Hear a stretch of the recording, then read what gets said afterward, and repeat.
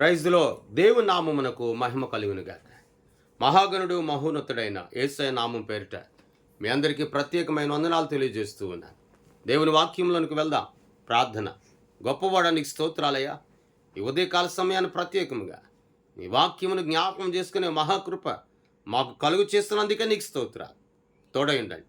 యేసయ్య నామమును అడుగుచున్నాము తండ్రి. ఆమె ఆసాపు రాసిన 73వ కీర్తన 24 వచనాన్ని మనం చదువుకుందాం. నీ ఆలోచన చేత నన్ను నడిపించదువు, తరువాత మహిమలో నీవు నన్ను చేర్చుకొందువు. ఆసాపు కీర్తన వ్రాస్తూ అంటాడు, అయ్యా నీ ఆలోచన చేత మాత్రమే నన్ను నడిపిస్తూ ఉన్నావు, తరువాత నన్ను నీ మహిమలోనికి చేర్చుకుంటూ ఉన్నావు. నిజమే కదా. దేవుని ఆలోచన చేతనే ఈ భూమి మీద ఉన్నటువంటి సర్వ జనాంగం నడిపించబడుతూ ఉన్నారు. ఆయన ఆలోచన పెడచెవిని పెట్టినప్పుడు, ఆయన మాట వినలేనప్పుడు నిత్యమైనటువంటి ఆయన మహిమలోనికి మనం నడిపించబడలేం. పూర్వం మన పితరులు భక్తులు ఎందరో ఉన్నారు. మన కుటుంబాలను పూర్వం ఎంతోమంది పితరులు అనబడిన వారు, ఈ భూమిని విడిచి వెళ్ళిన వారు ఎందరో ఉన్నారు. వారు దేవుని మాట ద్వారానే, దేవుని ఆలోచన చేత ద్వారానే వారు నడిపించబడ్డారు. నేడు దినాల్లో చాలామంది, అనగా ఈ మాట వింటున్న నీవై ఉండొచ్చు, ఇతరుల యొక్క ఆలోచన మీద నువ్వు ఆధారపడుతూ ఉన్నావు. ఇతరుల యొక్క తలంపుల మీద నువ్వు ఆధారపడుతూ ఉన్నావు. వారు ఏ ఆలోచన చెబితే ఆలోచన ద్వారానే నడుస్తూ ఉన్నారు. వారు పలానా చోటుకు వెళ్ళమని చెప్తే, పలానా మార్గంలోనికి వెళ్ళమని చెప్తే, పలానా చోటుకు వెళ్తే నువ్వు స్వస్థపరచబడతావు, పలానా చోటుకు వెళ్తే నీకు రాబడి విస్తారం అవుతుంది, పలానా చోటుకు వెళితే నీ కుటుంబం వర్ధిల్లుతుంది, పలానాది నువ్వు చేస్తే, పలానాది నువ్వు మారిస్తే నీ సంతతే పూర్తిగా మారిపోతుందని ఒక మనుషుడు యొక్క ఆలోచన ద్వారా నువ్వు నడుస్తూ ఉన్నావు. కానీ ఈ ఉదయకాల సమయాన నిన్ను ప్రేమించుచున్న యేసయ్య అంటాడు, నా ఆలోచన చేత నువ్వు నడిపించబడాలి.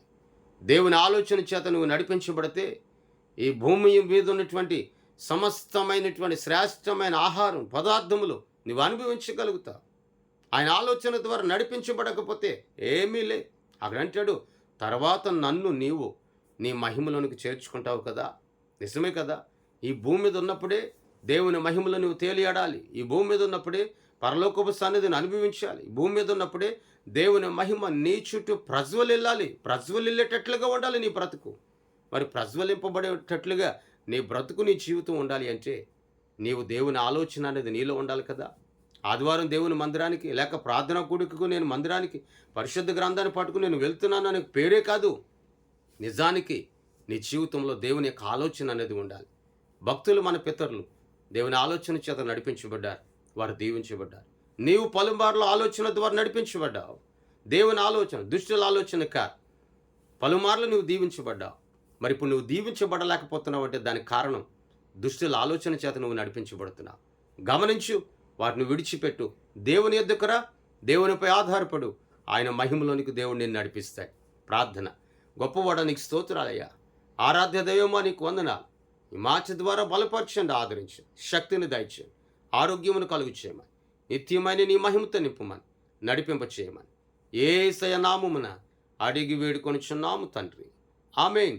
దేవుని సన్నిధి ఇప్పుడు ఎల్లప్పుడు నీకు, నీ ఇంటి వారికి సదాకాలం తోడయుండి నడిపించునుగాక. ఆమేన్, ఆమేన్, ఆమేన్. మీ అందరికీ వందనాలు తెలియజేస్తూ ఉన్నాను.